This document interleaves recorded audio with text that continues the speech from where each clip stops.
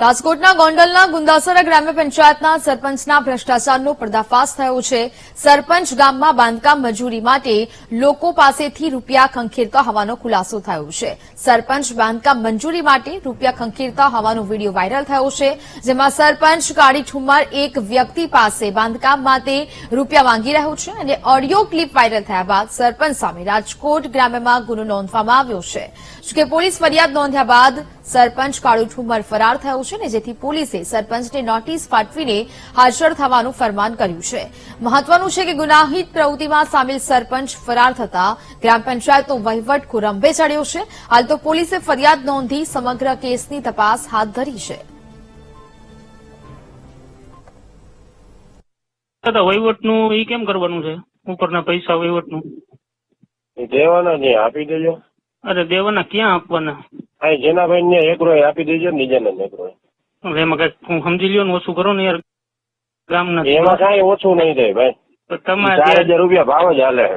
તો તમારે ગમે એને પૂછી લેજો, ગમે એને પૂછી લેજો। મારી વાત તો સાંભળો, તમારે એમાં કઈ ખર્ચો થતો નથી। અરે ખર્ચનો નહીં, તમે એમાં ખોટું કરો છો એટલે તમારી પાસે લેવા પડે। તમે લીગલી નથી કરતા।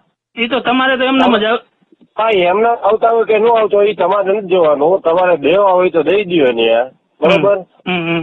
એવી રીતે કઈક વ્યાજબી સમજી નાખો ને આપડા બેન વ્યાજબી નહીં થાય ભાઈ। તમે મકાન બનાવી લીધા, તમે પાયા ખોદો ને તેથી કંપની પરમિશન, તમારા મકાન ક્યાં પહોંચી ગયા? એટલે એમ આમ જો કાળુભાઈ, એમાં 4 નહીં 35 જેવું ઘર નાખો ને મકાન। નહીં, એમાં 1 રૂપિયો ઓછો નહીં રહે ભાઈ। એ ભાવ એક જ હાલે, તમારે ગમે પૂછી લેવાનું છૂટ। તો 5000 રૂપિયા લઈને મારે 4000 રૂપિયા તમને કહેવાય, એ ખોટું ન કહું? સંવાદદાતા વિક્રમસિંહ ફોનલાઈન પર જોડાયા છે। વિક્રમ, રાજકોટના ગોંડલના ગુંદાસરા ગ્રામ્ય પંચાયતના સરપંચના ભ્રષ્ટાચારનો પર્દાફાશ થયો છે, ઓડિયો ક્લિપ પણ વાયરલ થઈ રહી છે, શું વિગત? જી નેહા, ચોક્કસથી જો વાત કરવામાં આવે તો રાજકોટનું જે ગોંડલ છે તે ગોંડલ તાલુકાના ગુંદાસરા ગામે છે, ત્યારે ગ્રામ પંચાયતમાં જે રૂપિયા ખકેરતા હોય સરપંચ, તેઓ એક ઓડિયો ક્લિપ પણ વાયરલ થઈ છે।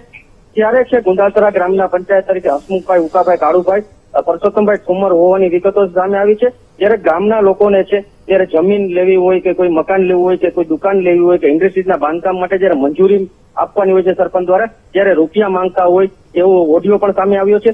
ત્યારે 31/1/2024 ના રોજ એસીબીએ સરપંચને નોટિસ પણ પાઠવી હતી, હાજર થવાનું પણ જણાવ્યું હતું, પણ સરપંચ છે તે અત્યારે હજી સુધી હાજર થયા નથી। ત્યારે 2-3 અઠવાડિયાથી ગુંદાસરાના સરપંચ ફરાર હોવાથી ગ્રામ પંચાયતનો વહીવટ પણ ખોરંભે પડ્યો છે અને ગુંદાસરા ગ્રામ પંચાયતના ખોરંભ પડેલો વહીવટ સામે તાલુકા જિલ્લા વિકાસ અધિકારી સહિતના લોકોના આંખ આડા કાન જોવા મળી રહ્યા છે।